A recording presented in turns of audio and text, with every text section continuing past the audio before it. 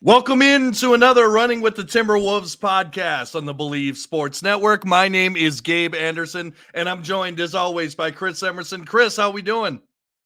We're good. Just got out of a pool, a little 4th of July, pre-4th of July, taking advantage of the good weather. Absolutely, yeah. If you're here in Minnesota, it could be a little wet and wild tomorrow, so a little rainy, Yeah. but good that you got out there. Well, the Minnesota Timberwolves, they made a move today, actually two moves, which Some could we'll say a talk. splash. Yeah, a little bit of a splash. They sign Joe Ingles to a one-year contract. Do we know the details of the deal yet? Do we know the money involved? I mean, it's going to have to be a vet minimum. Anybody that we bring in now, since we're over the cap by so much, they're all going to be accepting vet minimum. Mhm. So it'll be whatever 9-year, 12-year vet, however much he is, makes vet minimum. It's probably 4.5 mil or something. I don't know. Right, and you called it the whole time. You kept saying that we're going to get someone on a veteran minimum to come on and fill out the rest of this roster, and that's exactly what we did. I think we also signed PJ Dozier as well today, which we'll talk about in a little bit. But first, Joe Ingles, a little bit about him. Didn't play in the NBA until 2014, although he is 36 years old. He's only had one season so far where he shot below 35% from three, 17 minutes a game last season, shot 43% from three. And I think the big upside of this is finally we have a forward that can come off the bench and hit some threes. I think it's really as simple as that. I mean, that's what you're getting. Like that's the bread and butter. He's at least going to be a shooter. He had stretches of his career where he was one of the best 3-point shooters in the NBA. And on a high amount of attempts. So not just slim pickings type stuff. But what he's going to bring, and at least what he has, I haven't seen him in the last couple of years, so I'm sure at 36 he's slowed down some, but his ball movement and his Yeah. passing and his team defense is, for a long time was elite, like one of the best forwards in the game at that. So even if he's got a reduced ability to read the defense and make the right plays, uh it's going to be a huge advantage. I mean, a handful of years ago you could run your entire offense through him from the wings. So having a guy like that at the small forward position where we're dreadfully thin Mm. is a huge pickup. Yeah, in fact, speaking of shooting the three, he's actually the Utah Jazz's all-time leader in 3 points makes. He actually Yeah. passed Joe or John Stockton when he was in Utah. But does his age worry you a little bit, or do you just see him playing 15 to 20 minutes a night, just coming in, hit a couple shots, and playing with the second unit? I don't see him closing games. Yeah, Unless he's hot. yeah, it depends. If Jaden takes another step forward this year, I don't think that he'll be closing games. I don't think, Ingles will be closing games, but yeah, he probably won't. And he might not even get 15 to 20. But if he's given us 10 solid minutes where he can, help be a play creator, he can move the ball, he can hit a couple of threes, like that's huge for a guy that you just got on a vet minimum. Mm-hmm. Like we don't have a lot of roster like minutes to be doling out to guys. But I think he's definitely going to be getting some of them. Absolutely. And you mentioned that he is a playmaker. I mean, he's played 17 minutes a game last year, and he still had 3 assists a game. And I was looking at some of his highlights just on ESPN, and most of Yeah. his highlights aren't him splashing a three. It's of him diming someone down in the post or finding an open. Yeah. I think he's going to add some flow to our offense, which is interesting to say considering that he's 36 years old. Well, again, a ball mover, like I said, like he knows where the ball needs to go and how to get it there. Is it a low pass? Is it a high? Like you said, will his age be a bad thing? And if you're building your roster around him, yes, for sure. Right. But just like how Anthony Edwards mentioned when Nas came into the starting lineup when Cat was down, his like quick swing to the weak side from the top, like his passing, I guess is an easy way to say it, sparked everyone else to want to move the ball more. And Joe Ingles is that kind of guy for even the second unit. And then he worked with Rudy forever, so he's got a good vibe with Rudy. Now we can have like a side of the court be Rudy, Ingles with Mike Conley running the ball. Like that's a deadly way to work together. All these guys are vets and they know what they're doing. You're going to get a shot out of that every time. I think the question is going to be, watching that lineup, is this the 2024, 2025 Timberwolves, or is this the 2022 Jazz? It's going to be that part of the court, because 4 former Jazz players, including Nickeil Alexander-Walker, now under contract for the Minnesota Timberwolves. And hey, I mean, the Jazz were a good team. And what the Jazz didn't have, yes, they had Donovan Mitchell, but they didn't have Anthony Edwards. So you put the right nucleus around that and success will come. Well, or Karl Anthony Towns. I mean, that's really the elephant in the room in those types of comparisons is, well, they had, Favors and we have Karl Anthony Towns. So you just hope that trumps it dramatically.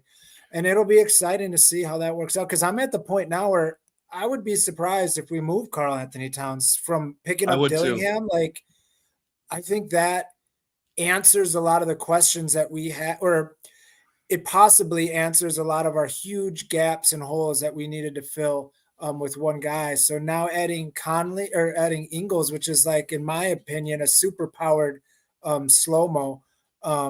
That's just exciting for me.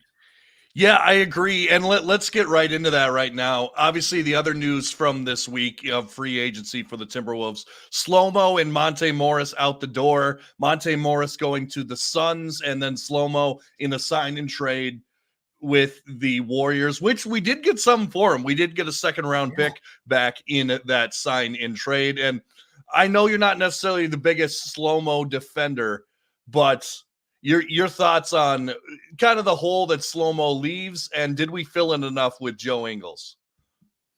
Oh, yeah. I think we filled Slow-Mo's hole with Rob Dillingham, to be honest with you. Like, I think the only value that Slow-Mo really brought to our team was a ball handler and a play creator, somebody that when Anthony Edwards was out or Conley was out could kind of run the offense, or the offense could, start with him at least a little bit. I mean, he was okay on defense as like a bigger guy, but I mean, it's not like we need bigs that bad. We've got plenty of bigs. So I think that hole was filled already. And then adding Joe Ingles I think he's better than Slow-Mo, to be honest with you, quite a bit better. I think he's a better passer. I think he's a better everything, to be honest. Maybe not a defender of bigs anymore. I don't know. Right. It's possible Ingles is, I mean, he's never been a super aggressive defender, but just a smart defender. So we'll see. But yeah, I think it's pretty great when you can get you can make one of your division rivals like a worse team and get a second round pick from it. Like, that's great. I mean, I hope they play Slow-Mo a lot, because I don't think he's going to help them too much. Yeah, I think the Warriors dynasty might be over in this scenario, going for Slow-Mo and getting rid of Klay Thompson. That was another point I wanted to make, is people are wondering, because all the other teams in the same Wolves class in the Western Conference, they were making moves, with the exception, I guess, of Denver. But like, for example, the Mavs, they went out and got Klay Thompson. They made a move to get a shooter. Now, they did get rid of 2 guys in Derek Jones Jr. and who was the other guy they got rid of? Josh Green. Josh Green, yeah, which might hurt them a little bit defensively. Yeah. But yeah, I'm not huge on that Dallas move, to be honest with you. I don't think Klay Thompson has much, if anything, left, and I know he definitely doesn't have much left on defense as a small forward. So if you have a team out there with Klay, Kyrie, and Luka as your perimeter defenders, yeah. Thank you. Like, I'm not worried about that at all. The Clippers made some moves. They brought in Kevin Porter Jr., who had a 50 point, like 12 assist game under his belt, and when he was like 20 years old. So like, definitely a talent. There's people making moves, but let's not sell the Dillingham move short either. I mean, that's a very dramatic move. And that's what I was gonna say. The Wolves could have gone out and got someone on like a $4 million deal like Russell Westbrook, but they saw Dillingham in the draft, and they saw an opportunity to not only get a stopgap, which is more of that's what they kind of did with the Joe Ingles. This is kind of a 1-year experiment, see if it works. But if Rob Dillingham works, we could have him from now into Ant's future. They could be the backcourt of the future here in Minnesota. And that's what I love what Tim Conley is doing. Like someone said, Ant-Man and Rob in. Love it. As in Rob Dillingham. Love it. Yeah, I mean, Monte Morris going was interesting too. You mentioned him because he signed the same veteran minimum deal that we supposedly offered him. But because we had Dillingham and and we didn't play Morris a lot, Morris didn't see any minutes, which, I mean, it's crazy when there's a quality veteran that turns your team down because he's like, well, you just got too much talent. So like you said, we've turned a leaf with how this team is looked at. And Joe Ingles is like a guy that I think last year was making $10 million. He's always been a pretty well compensated player. And for him to choose us for a veteran minimum kind of tells you where we're at. Now, Joe Ingles obviously has played with a couple teams. He's played with Utah, Milwaukee, not the year they won the championship, and he also played with the Magic last year. But how about the fact that he's coming to Minnesota to do some ring chasing? When was the last time we could say that about a veteran? I love it. I mean, and that's something that Tim Connolly's building. Like when we talk about GMs in the NBA, like everyone wants to talk about Danny Ainge or Sam Presti, and they do great things. They're definitely good at accumulating draft picks and stuff like that. But I mean, look at how Tim Connolly can change. He doesn't have any draft picks. Like those two guys I mentioned have 100 draft picks, but no players with those. Tim Connolly, the day that he gets allowed to trade a future first, he flips that for the number 8 pick. Like when you can turn draft picks into actual quality players, I mean, assuming Dillingham will be quality, that's what I look for in a GM. And that's what I'm sure, players look for when they're looking for a team that's trying to compete. Is we're not interested in playing for the team that's trying to stockpile draft picks and, and stuff like that. We're trying to play for a team who's, trying to find that last piece to win a title. Right. It's a completely different mind shift than where we were just even a couple years ago when we drafted Anthony Edwards. And I got to mention this comment from Chris Armstead, our fellow Aussie, very excited that an Aussie is on the team now. And he has this comment as well. He loves Joey, but he is the slowest player he's ever seen. He is a slow player, yes, but so was Slow-Mo. Well, and I think the last part of what Chris said there is important. He watched him at 16, 17 years old, and he wasn't a whole lot quicker back then. So, I mean, this dude has been effective at that speed. Like, I really think when you said, does it matter when he's 38 or 36? And, with a guy like Joe Ingles, it doesn't matter a ton, kind of like it won't matter a ton for a guy like Luka Doncic, because they're not beating you with extreme athleticism. Right. Whereas, if you had a 36-year-old, Zion Williamson or something like that we were picking up, I might be like, ugh, like he's, because he can't compete. I guarantee Zion won't be in the league at 36. I know. Yeah, I know, but I'm just saying, yeah. For sure. Where, so like, if you're built strictly on speed or something like that, like that's going to leave you. Like John Wall's having trouble being in the league because, sometimes once those couple gears leave you in speed wise, if that's what you rely on, you're dead meat. But Ingles is so smart. So, I mean, he's really going to look a lot like Slow-Mo out there, except for when the ball kicks to him, that's going to go in. That three-pointer is going to go in. Yeah, and Joe Ingles, if we're worried at all about injury bug or anything like that, he did play 68 games last year, which is, I would say if we can get 68 games out of Joe Ingles, I would say that's a pretty good deal for the Timberwolves, I would say, for that. Just considering, because, I mean, let's be honest, Mike Conley, he's going to need some games where he's down. He's going to miss some games. I think the Wolves, other than Karl Anthony Towns with his injuries, I think, and obviously last year going into the playoffs with Nas and Jaden punching a wall, I think other than that, the injury bug has been pretty good for the Timberwolves so far. And really, the games that like Conley has missed has really just been precautionary. Strategic stuff. And to be honest, as much as I hate load management and stuff, I think, knock on wood, I think we got to do that next year, maybe a little with Anthony Edwards. I And think so.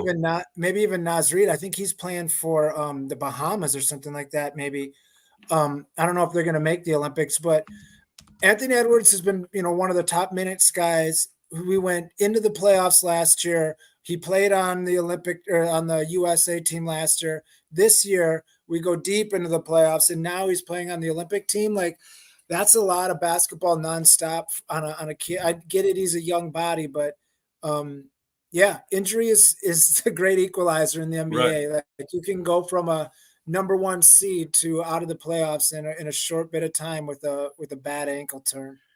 And that's why it's so interesting. The Boston Celtics, I think they're that good because they sustained an injury to one of their top players, Porzingis, and still won the championship easily. That's why I think Yeah. the Boston Celtics are that good. But yeah, absolutely. If the Timberwolves are going to make a run, the injury bug is going to be on their side. Now, do you think that I think that Monte Morris is going to get some run in Phoenix because Oh yeah. they don't have much coming off the bench. They are kind of in cap hell, kind of like the Timberwolves are right now. I think that some fan like Monte Morris will have that game where he hits like 5 threes and he has like 18 points let's say on a game where Durant doesn't play or Beal doesn't play or something like that. And there'll be tons of Wolves fans that'll be saying, "Oh no, why did we let go of him?" But come on, Monte wasn't going to be. You saw it in the playoffs. Monte had nothing to do for the Wolves, and he was not going Yeah. to be a contributor in the playoffs for the Wolves going forward.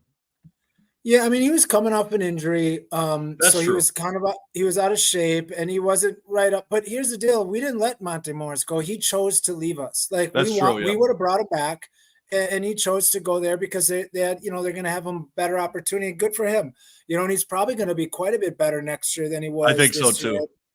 But guess what? That's fine. We didn't have a lot of minutes for him anyways. Like, we've got a stacked roster now. Like, we've got a top 5 team in the NBA legitimately. We're not going to cry over spilt Monte Morris milk. Right. And one more guy that we should mention, which we'll mention PJ Dozier in a second. I don't have much to say about PJ Dozier, but we'll get to it in a second. We did re-sign Luka Garza to a 2-year contract, which, I mean, sure, why not? I mean, he gets in a lot of the Iowa fans. I'm sure there's a lot of Iowa appeal of people coming down to the games to see not only Anthony Edwards, but their guy Luka Garza. So I like the signing. I don't think it costs us that much either. So No. do you see Luka Garza getting much run with this team? Or why do you think he signed the deal? Do you think he minds doing this whole G League NBA thing? I don't know if he minds it. Well, yeah, he seems to kind of have a vibe going with it, where he's kind of built his own aura, which is probably something that, a third center in the NBA doesn't have a following very often. And like when he Right. comes in, there's like a spirit behind him. So that's got to feel good just as a human being that's playing for peanuts, speaking minutes wise a game. I think the signing on the Timberwolves part is just the kind of signing that you do if you're a good organization.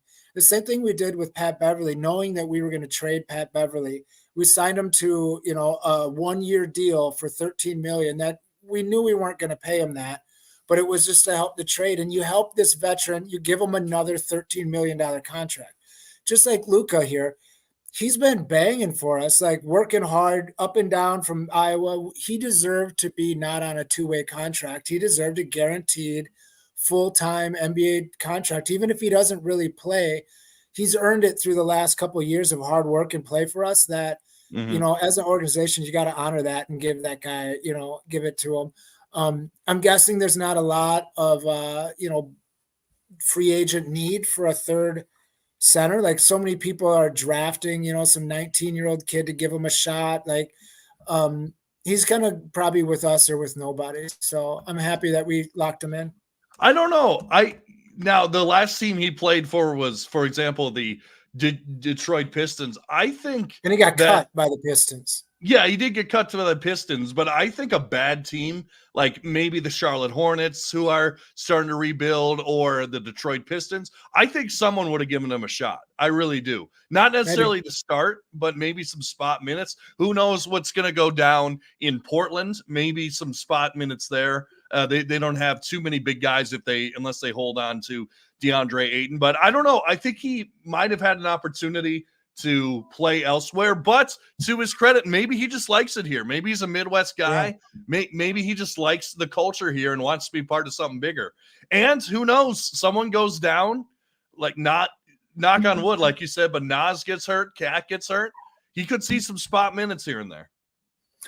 He could. And what I love about him is he's a guy that knows what he does well. And the moment he comes in a game, if the ball swings to him, he's going to shoot it. Like he's an instant impact type guy. Some people come in and they're tentative and they don't really know how to fit in the role of the situation. And he isn't that. Like he knows exactly what to do. He's going to the block. He's got his hand up. He's going to put somebody in the spin cycle down there. Put the slippery eel or whatever, Kevin McHale used to call it, post moves. Or he's going to shoot that three. He's going to work hard on the glass, and then he's going to sit down when he's pulled off the court. So, hardworking guy. Yeah, I love that as a pickup. And again, with Karl Anthony Towns and Rudy's no spring chicken, like, right. It's good to have a big. Yeah, it's good to have a big guy too. So I'm glad it is. And I want to get to Chris's comment as well. Is Ingles the first Aussie to play for the Wolves since Nathan July? And I think it might be. I was looking at Timberwolves who played or who were from Australia, and there's one. I want to know if you can name it. If you can name the other Shane guy. Heal. There's Shane Heal for sure. Well, name it. Starts with an L. Was it the dude with long hair? Armidston was his last name or something? Lou Amundsen. I don't know if he was from Australia. Well, he looked like he was from Australia. I know that. No, he's American. He's American. Okay, the guy that I'm thinking of is Luke Longley. Oh well, yeah, that's from way back. That was before before Nathan July. Oh yeah, Luke Longley was famously a Timberwolf. Yeah, he was a big deal for Australia, and I think he still is. I'm pretty sure we never had Bogut. I don't think we ever had Bogut. We never had Patty Mills. We had Shane Heal, who was he played for the Team Australia, and he was a bomber, like a 3-point shooter in the Olympics, and we kind of got excited for that. I think we might have had another countryman that was a guard, too. We've had a couple that we tried, but none have really panned out as well as Ingles. I mean, Ingles is probably, short of Bogut, he might be the most decorated Australian to ever play in the NBA. Yeah, I would agree. Yeah, like you said, Shane Heal played 1 year for the Minnesota Timberwolves, 96 through 97. Is there a guy that his name started with a G too, like some guard, or no? I not that I can find. I can't find anybody.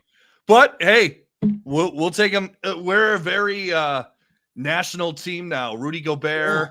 We got Joe Ingles. For sure. Nickeil Alexander-Walker's from Canada. So it's not just American teams right now. So overall, what would you give? Actually, let's talk anything on PJ Dozier or no? So the little thing I know about Dozier is I believe he was on the Nuggets when they were making their runs. And I know that he was kind of, after he played for them, I believe he was kind of a slightly sought after free agent for a little bit as like a defensive hustle, cutting kind of wing, like he's going to D you up, he's going to cut, he's going to play hard. Just a solid guy to have, I don't think you're going to be blown out of the water by him, but I think he is a hard worker from everything that I remember. Kind of one of those effort type guys, which if you're filling out the roster, and these are guys you're going to practice against, like some of this is important for practice players, are you going to make my guys work in practice? So, I think Dozier is that type of guy. So, yeah, a fine pick for the second to last seat on the bench. Yeah, that's fine. He can sit there and point at people when they dunk. So yeah, and when he comes in, he's not going to be the guy who's going to jack up threes or try to get his own or something like that. He knows his role. He's going to D up. He's going to hustle. He's going to move the ball. So Yeah, I think it's a solid pickup by Conley and somebody that he's familiar with. I can't wait to see him play against like Maccabi, the Israeli team. Do you remember that game last year where we played that Israeli team? Yeah. We're gonna kick That the was hell fun. out of I was there. Like you got to sit really close and got to see. I think Luka went for like 40, and former NBA legend, I'll say, Dwayne Bacon was on the Israeli team. Yeah, legend's a tough word for Dwayne Bacon, but we'll take it. Yeah, we'll take it. Absolutely. So this is the Running with the Timberwolves podcast on the Believe Sports Network. Chris, thanks so much for being here. I'm really happy with the way this offseason's gone. I mean, we're excited. There's going to be some big things coming next year. We've improved our team dramatically, I think. So I think so too. And this is the Running with the Timberwolves podcast on the Believe Sports Network. Make sure to like, share, and subscribe on YouTube and give us a 5-star rating and tell us what you think of the show on Apple and Spotify. And as always, go Wolves.